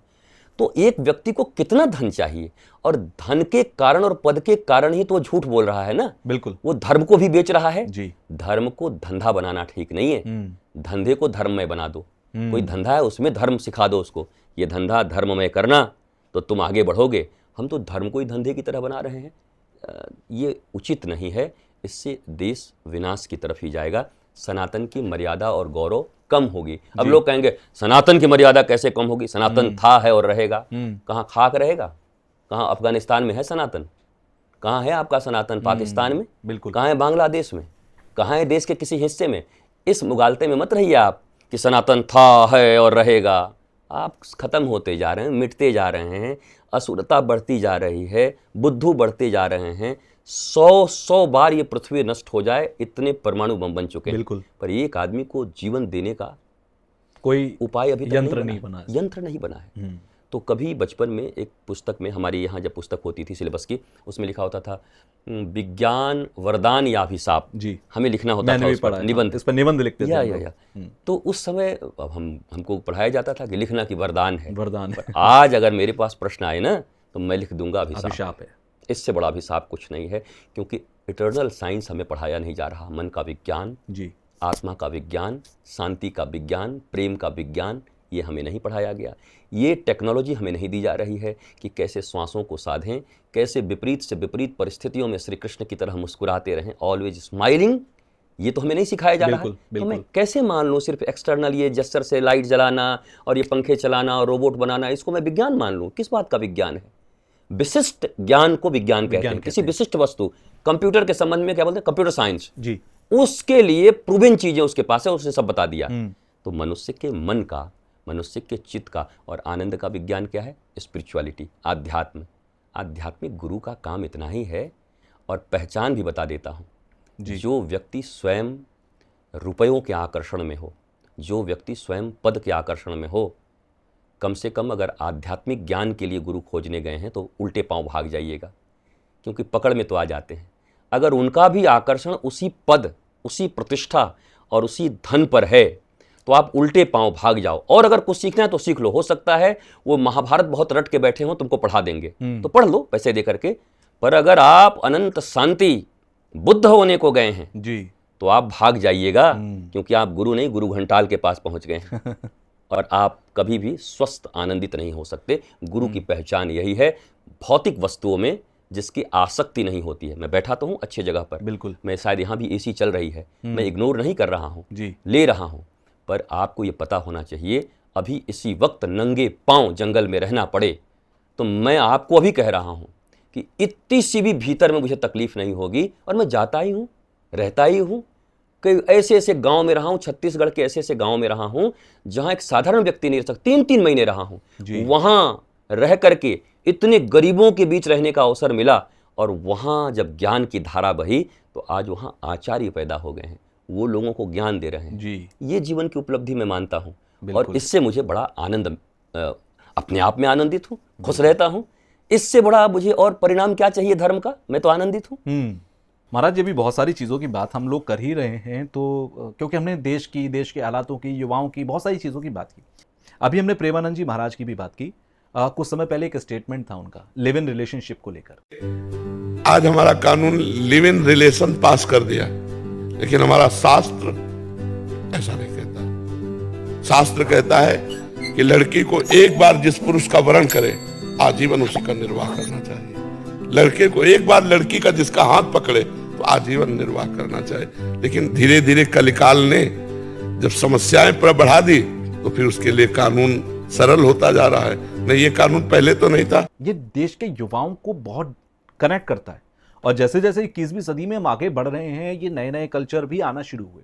इस पर आपकी क्या राय है? यूथ अगर लिव इन रिलेशनशिप में जा रहा है तो क्या ये गलत है या ये सही है? देखिए, अभी हम ज्ञान के किस स्टेज पर हैं? हमें कौन से एजुकेशनल सिस्टम में पढ़ाया गया है? हम तो वेस्टर्न कल्चर में ही पले बढ़े हैं। बिल्कुल। हमारी जितनी भी शिक्षा नीति है सब वेस्टर्न लोगों ने बनाई है, मैकॉले ने बनाई है जी। और पाश्चात्य सभ्यता का अंधाधुंध अनुकरण भी हो रहा है। बिल्कुल। ग्लोबल मार्केटिंग जब से आई तब से पूरा विश्व एक हो गया और जब से सोशल मीडिया आई तब से कहीं की चीज़ छुपी नहीं है, किसी भी देश की परंपरा छुपी नहीं है। इस ज़माने में अगर आपके पास आध्यात्मिक ज्ञान नहीं है, अगर आप अपने मन के ऊपर नियंत्रण रखने की विद्या को नहीं समझे हैं, अपनी इंद्रियों को कहाँ कहाँ खर्च करना है अगर अभी तक आपने नहीं सीखा है, तो निश्चित है कि आप बहेंगे ही, उस दिशा में जाएंगे ही। पर हम यूथ्स की गलती कैसे माने? उन्हें पढ़ाया कहाँ गया? उनको वो अवसर कहाँ प्रदान किए गए? कहाँ ध्रुव और प्रहलाद की तरह हमारे यहाँ गुरुकुलम के सिस्टम हैं कि बेचारों ने गुरुकुलम को रात मार करके और जा करके कॉन्वेंट में पढ़ लिया। मजबूरी थी, मजबूरी में जो पढ़ाई उन्होंने पढ़ी। और घर में भी क्या हमें मिला शिक्षा, आप बताइए? किस घर में शायद 100 में 3 घर 5 घर ऐसे हों जहाँ के माता पिता भी ये कहते हुए पाए जाते हों कि ईमानदारी से काम करना, ये करना। वो भी कहते हैं शर्मा जी का बेटा इतना कमाता है ऊपर से, तेरा तो यही चल रहा है, तो ईमानदारी भर ईमानदारी करेगा, तो अपने लिए नहीं तो दूसरों के लिए तो समझ, जीवन भर पढ़ाया, हम लोग के लिए तो सोच। अब बताइए, घर के माता पिता अगर ऐसी शिक्षा किसी को दे रहे हैं तो उस संतान की क्या उसमें आप दोष निकालेंगे? मैं फिर से कहता हूँ, अपने घरों में आत्मसंतुष्टि के यज्ञ स्वयं माता और पिता को करने होंगे। स्वयं सोचना होगा कि मैं जिस जीवन को जिया हूँ, मेरा आने वाला पीढ़ी उस जीवन को न जिए। हर माता पिता डिप्रेशन में जिए हैं, संघर्ष में जिए हैं। दुनिया में हम इसलिए माता पिता को प्रेम करते हैं ना कि मेरी माँ ने बहुत संघर्ष किए हैं गुरुजी। पर माँ ने इतने संघर्ष क्यों किए हैं? माँ को ये सोचना चाहिए कि यही संघर्ष मेरा बेटा नहीं करेगा, क्योंकि मेरे भीतर में कहीं ना कहीं आत्मज्ञान की कमी रह गई होगी। जी। मैं इसी धारा में बह गई, दुनिया की धारा में, मुझे धारा के विपरीत चलना है। देखिए, वह पथ क्या, वह पथिक क्या, जहाँ बिखरे सूल न हो, और नाविक की धैर्य परीक्षा क्या, जहाँ धारा प्रतिकूल न हो। हम धारा में बहने थोड़ी आए हैं। धारा का उल्टा है राधा। हम तो राधा रानी के प्रेम में बहने आए हैं। बिल्कुल। तो धारा के विपरीत ही बहना होगा। धारा अभी राधा रानी की नहीं है, हमें उनकी तरफ चलना होगा, हमें ज्ञान की तरफ चलना होगा, ईश्वरत्व को उपलब्ध होना होगा। और हमारे यहाँ अंतिम है, ईश्वर अंश जीव अविनाशी चेतन अमल सह सुखराशि। गोस्वामी जी कहते हैं हम उन्हीं के अंश हैं। मिश्री का इतना बड़ा ढेला हो या इतना छोटा कण होगा तो मीठा ही। अगर हम उनके अंश हैं तो इतने दुखी क्यों हैं? इसका मतलब हमने डिस्कनेक्ट कर लिया है, हमने अपने आप को छुपा लिया है। You have to unfold yourself. आपको अपने आप को अनफोल्ड करना होगा। आप जिस दिन अनफोल्ड करना प्रारंभ करेंगे, but you need a spiritual master और living master, not photo. Photo से नहीं होगा। मम्मी जिंदा चाहिए, पापा जिंदा चाहिए, भाई जिंदा चाहिए, हीरो जिंदा चाहिए, हीरोइन जिंदा चाहिए, दोस्त जिंदा चाहिए, बॉस जिंदा चाहिए, और गुरु फोटो चाहिए। गुरु भी जिंदा चाहिए, लिविंग आइडियल। और गुरु वही जिनसे आप मिल भी सकें, कभी बातें भी कर सकें। बिल्कुल। जीवन में इतने शिष्य भी कभी किसी गुरु को नहीं बनाना चाहिए कि मिल भी ना सके। मैंने जीवन में इतनी सुचिता रखी है कि मैं तो नाम से जानता हूँ, दीक्षा ही मैंने नहीं दिया। उतने ही लोगों को दिया कि जितनों को मैं नाम से पहचान सकूं, उनके जीवन के हर एक चीज़ को समझ सकूं, उनकी बातें सुन सकूं। हाँ, बातें करोड़ों लोगों के लिए है। सोशल मीडिया में अब विदेश में भी लोग सुन रहे हैं। अच्छी बातों से आप प्रभावित होते हैं, सुनते हैं, आपका अच्छाई होता है तो बड़ी अच्छी बात है। ये मेरे लिए बाई प्रोडक्ट है। प्रोडक्ट तो मैं अच्छा रहूं यही है। मैं अपने लिए ही जीता हूं। मेरे एक पुस्तक लिखी जिसका नाम है काश मैं स्वार्थी होता। काश मैं स्वार्थी होता। स्वार्थी को बड़ा खराब माना जाता है। बिल्कुल। पर जो व्यक्ति स्वार्थी नहीं होगा वो परमार्थी कभी नहीं हो सकता है। स्वार्थी मतलब स्व के अर्थ को जानना। जिसने जाना ही नहीं स्व के अर्थ को, वो क्या परमार्थ करेगा जी? क्या लोगों के लिए करेगा? जो खुद ही भूल भुलैया में डूब रहा है, खुद ही का लक्ष्य पता नहीं है, वो उसको अगर स्पिरिचुअल मास्टर बना दो किसी कारण, बस कपड़े पड़े पहना करके जादूगर के अमिताभ बच्चन की तरह, और वो बन करके निकल जाए आगे और हीरो इसको बनाई हो, तो कितने दिन तक बनेगा? तो जब तक सेल्फ रियलाइजेशन नहीं होता, खुद हम ढूंढते नहीं, खुद खोजते नहीं, खुद हम संघर्ष करके आगे अपनी आत्मा तक पहुंचने का मार्ग नहीं बनाते, तब तक हम लोगों का मार्गदर्शन नहीं कर सकते। आज धर्म कथा एक व्यवसाय का रूप ले चुका है।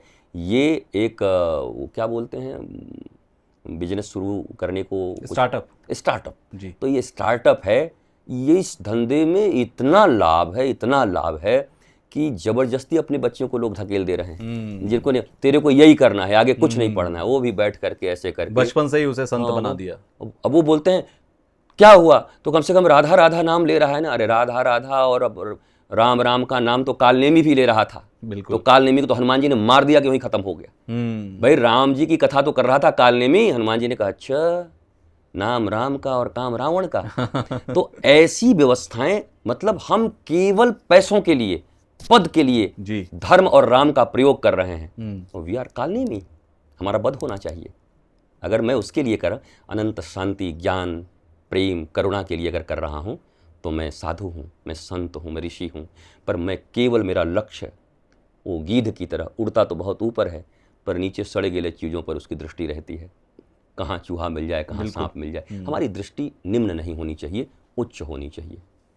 अच्छा, आपने बड़ी खूबसूरत बात यहाँ पर कही कि आपको अपने अंदर से वो सारी चीज़ों को बाहर लाना पड़ेगा, जो अध्यात्म है उसे उसको अपने घर में लाना पड़ेगा, तभी बदला पाएगा। अभी बहुत सारी बातें चल रही थी, तो आपने जो जिक्र किया राधा राधा का, वृंदावन के बारे में क्या ख्याल है? क्योंकि वृंदावन के इसलिए पूछ रहा हूँ, वृंदावन से आप हैं भी, वृंदावन आप जाते भी हैं, वृंदावन में आश्रम भी है आपका। वृंदावन एक ऐसा शहर है, एक ऐसी नगरी है जिसको लेकर सबके भाव अलग है। मैं अगर 10 संतों से अलग अलग पूछूं तो सबकी परिभाषाएं, सबके भाव अलग हो गए। आपके लिए वृंदावन क्या है? देखिए, वृंदावन में मैं रहता हूँ और आश्रम हमारा है, उसका नाम है श्री आनंदम धाम लाडली निकुंज वन जी।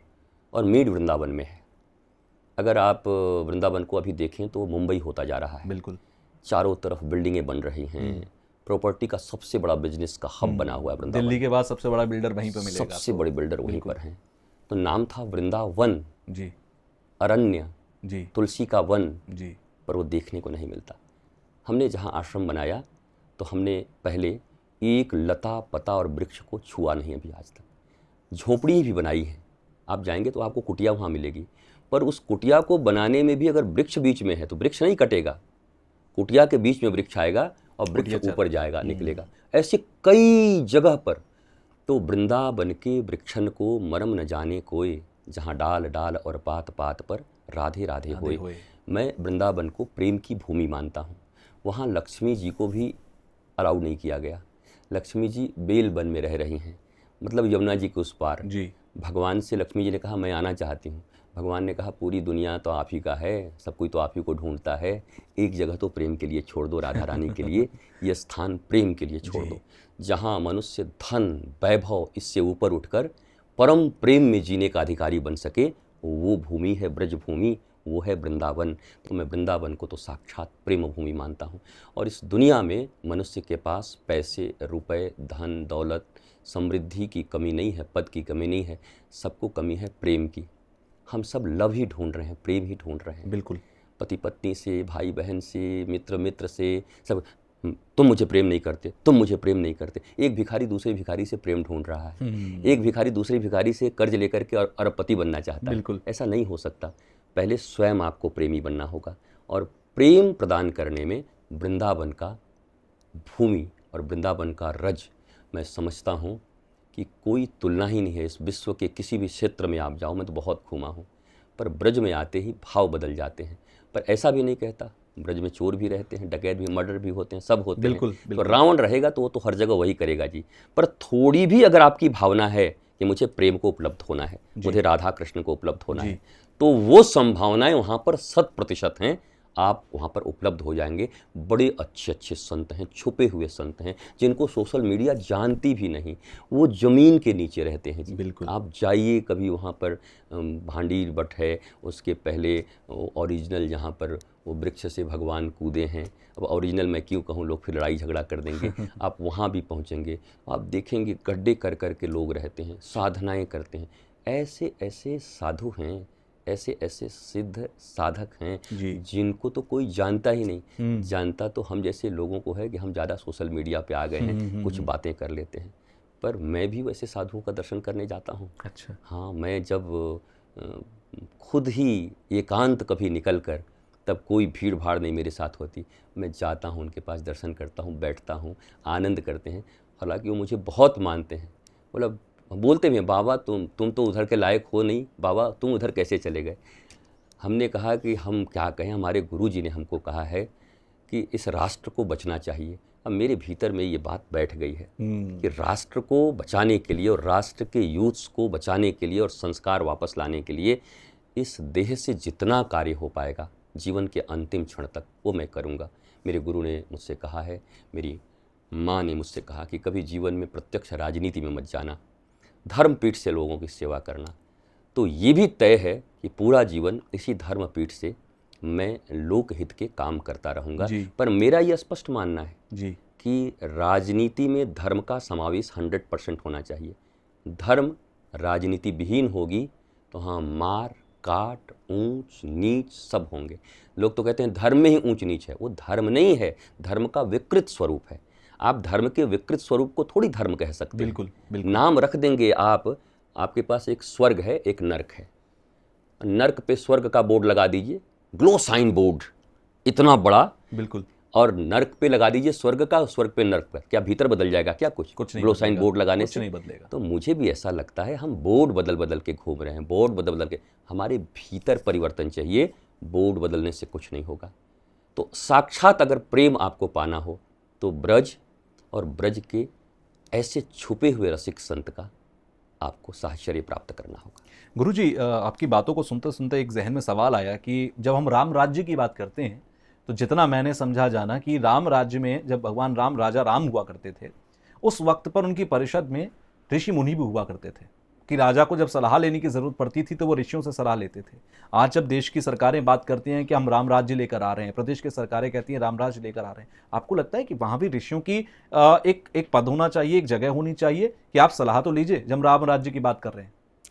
देखिए, जब राजतंत्र था उस समय में जी, और जिस राम राज्य की हम बात करते हैं, चाहे राजा विक्रमादित्य हों, चाहे परीक्षित हों, जितने भी राजा रहे, तो उस समय राजगुरु होते थे जी।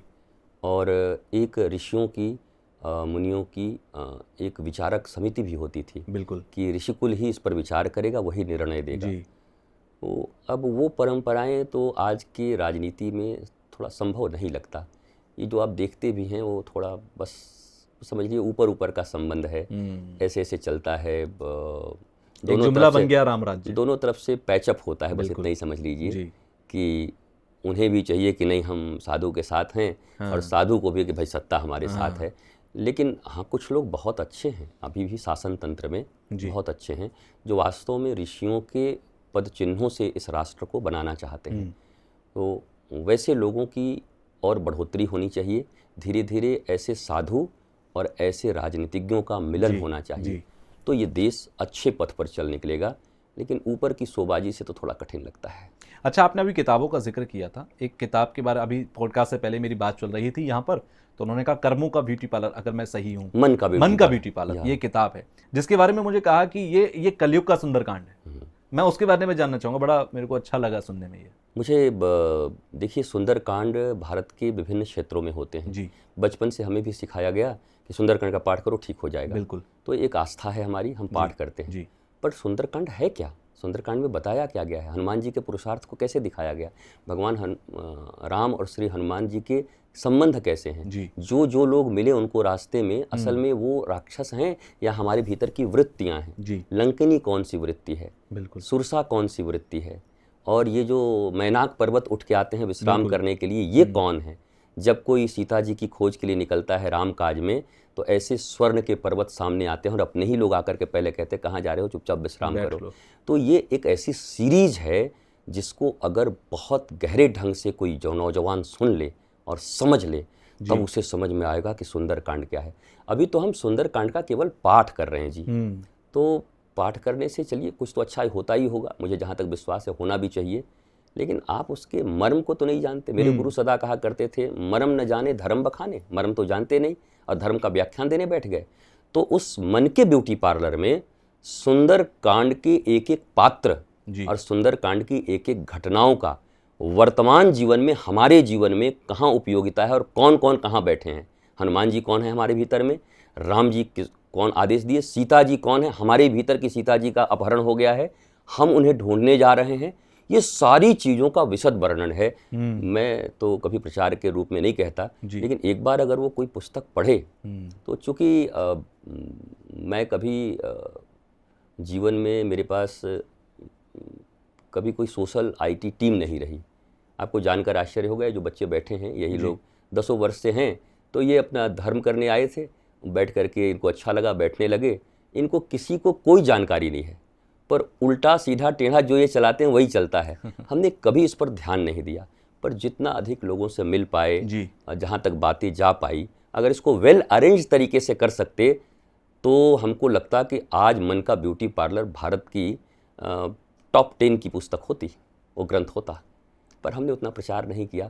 पर मैं तो आपको भी मंगवा के दूंगा जी, और आप जरूर पढ़ना। तो आप कहेंगे कि ये तो हर नौजवान के हाथ में होना ही चाहिए, क्योंकि सुंदरकांड पढ़ता सबको ही है। लेकिन ये जो आपने व्याख्यान अभी इसका दिया, ये खुद में एक बड़ा दिलचस्प है, और मुझे लगता है कि अगर ये कोई समझ ले तो सुंदरकांड करना ज़्यादा बेहतर होगा। अद्भुत हो जाएगा उसके लिए। बिल्कुल, वो आप समझ जाएंगे। जैसे आपने कहा मर्म जाने, तो मर्म जानने में आ जाएगा। अब एक आखिरी सवाल मैं आपसे लूँगा। जैसे प्रेमानंद जी महाराज कहते हैं कि नाम जप करो, राधा नाम राधा नाम, राधा राधा राधा राधा करते रहो, आपकी सारी बाधाएं पार हो जाएंगी। दूसरी तरफ कहते हैं कि उल्टा नाम जपा जगनाना वाल्मीकि हुए ब्रह्म समाना, यानी कि राम नाम को बोलते बोलते बोलते बोलते वो ब्रह्म समान हो गए। ये नाम जाप का करने से या नाम जाप कर लेने से आपको जल्दी क्योंकि धर्म का आखिरी उद्देश्य भगवान की प्राप्ति करना, भगवत प्राप्ति।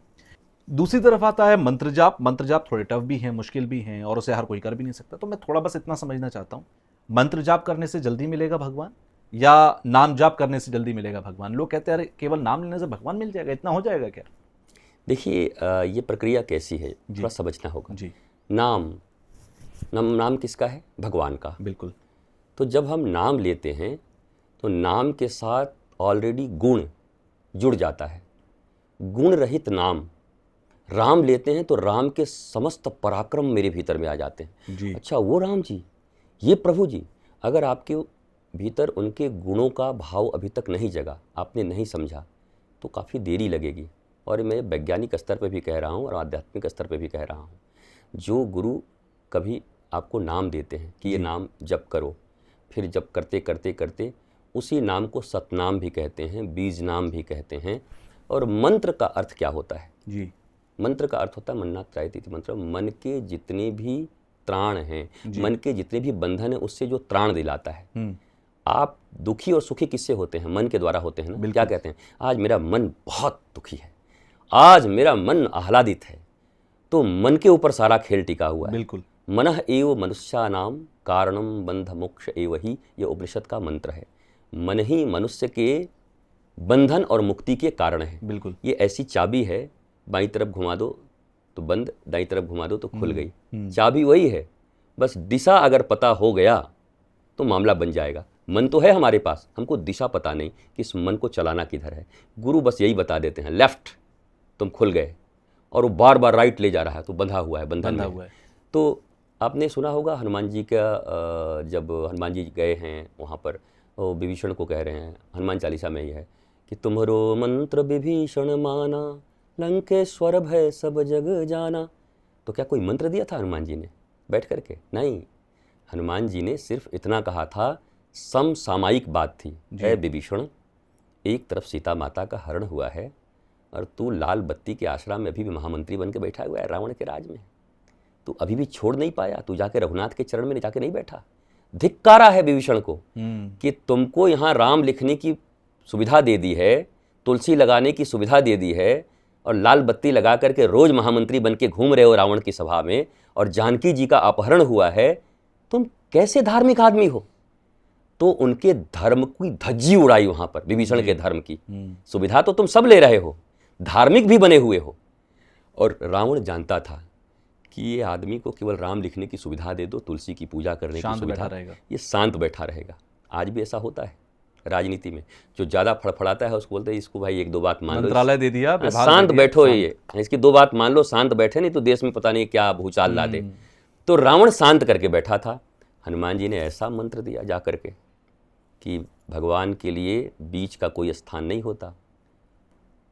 असरानी मत बनो सोले के कि आधे इधर आधे उधर बाकी मेरे साथ। या तो राम जी की तरफ चलो या रावण की तरफ बैठो। जी। और तब निर्णय किया। हनुमान जैसे जब सदगुरु मिलते हैं किसी को ना, तब जीव के भीतर में, वो देखने में तो बड़ा धार्मिक जीव लग रहा था, बड़ा नाम कर रहा है, प्रातः काल उठ करके राम राम राम राम राम राम, नाम जापक तो भी था जी। पर हाँ, नाम जापक के कारण ही कल्याण हुआ। सदगुरु द्वार पर तभी आए बिल्कुल कि अरे ये तो राम राम बोल रहा है, पर इसकी भ्रांति है अभी भी, दूर करनी पड़ेगी। जरूरी नहीं कि सब नाम जापक भ्रांति से दूर हों। सदगुरु मिलेगा, आप कितने भी बड़े नाम जापक हों, पर सदगुरु के ज्ञान और मंत्र के बिना आपकी मुक्ति और आपकी भक्ति जी। और आपकी शक्ति का वर्धन होने वाला नहीं है। ये बात आध्यात्मिक तौर पर मैं डंके की चोट पर कहना चाहता हूँ। अगर केवल राम राम कह करके आपका बात बन जाएगा, इट्स क्वाइट इम्पॉसिबल। हाँ, इसी राम नाम के बल पर आपके द्वार पर कोई ना कोई आएगा, उस समय आप में स्वीकार करने की शक्ति होनी चाहिए, जैसे विभीषण ने किया कि अब मैं जाऊंगा, अब मैं नहीं रह सकता। नहीं कह रहे था हनुमान जी आप बेकार ये सब मत सिखाइए हमको, हम तो भाई, हमारा भाई बहुत बढ़िया है, हमको ये सब सुविधा दिया हुआ है, हम तो भगवान का नाम जप ही रहे हैं, अब सब कोई क्या काम ही करेगा क्या, हम नाम ही जप के खुश हैं। भगवान हनुमान जी ने यह सिखाया, केवल नाम मत जप, भगवान का काम भी कर। नाम जप और भगवान के अनुकूल कर्म अगर न करोगे भगवान के पक्ष में, तो तुम्हारी साधना सिद्ध नहीं होगी। तो मैं नाम जापकों को कहना चाहूँगा कि नाम जापक तो ऐसा है कि कोई छोटा सा बच्चा बचपन स्कूल में जब जाता है तो पहले ही दिन उसको अगर HCl पढ़ाया जाए और CaCl2 तो भाग जाएगा, समझ में नहीं आएगा। तो उसको सेव दिखाई जाते हैं, खिलौने दिखाई जाते हैं, वो अप डाउन कराया जाता है। क्यों? क्योंकि उसका पहले मन लगे दूर रहने के लिए। नाम जाप तो ऐसा ही है जी, नाम करना मतलब धीरे धीरे पटा रहे हैं, आ जाओ बेटा, तुम बहुत इधर उधर भटक रहे हो। उसके बाद आपका आरंभ होगा गुरु के साथ संगति, और कोई सदगुरु आपको मिल गया तो आपकी नैया पार लग जाएगी। उस मंत्र से आपके भीतर में राम काज का ओज, तेज, शौर्य और वीरता आपके भीतर वो प्रकट कर देगा। आप स्वयं भी आनंदित हो जाओगे। और फिर धन ही तो चाहिए जी। रावण को लंका मिली कि विभीषण को? विभीषण लंकेश बने जी। वो भी मिल जाएगा, पर नाम के साथ गुरु का ज्ञान मस्ट है। चलिए, मुझे बहुत अच्छा लगा आज आपसे मिलके, क्योंकि जो करंट अफेयर्स है, मानते हैं लोग, ऐसा मानते हैं कि जो धर्म गुरु हैं, जो कि शब्द ही नहीं है शास्त्र के अंदर, जो सदगुरु हैं, गुरु हैं, वो धर्म का ज्ञान देंगे। लेकिन जब देश के मुद्दों पर, प्रेजेंट सिनेरियोज पर, करंट अफेयर्स पर, और जो हमारे घर के मुद्दे हैं या हमसे जुड़े मुद्दे हैं, हमारे देश से जुड़े मुद्दे हैं, उन पर जब बात होती है तो बहुत ज़्यादा एक दर्शन मिलता है, एक फिलॉसफी मिलती है कि आपको किस तरफ जाना है। तो बहुत बहुत धन्यवाद समय देने के लिए। और ये समय बहुत कीमती मेरे लिए भी था पर्सनली, और हमारे व्यूअर्स के लिए भी। भले ही ये 90 मिनट 100 मिनट का एक पॉडकास्ट हो, लेकिन ये 90 साल की ज़िंदगी को सुधार सकता है। तो बहुत बहुत धन्यवाद आज के लिए। राधे राधे।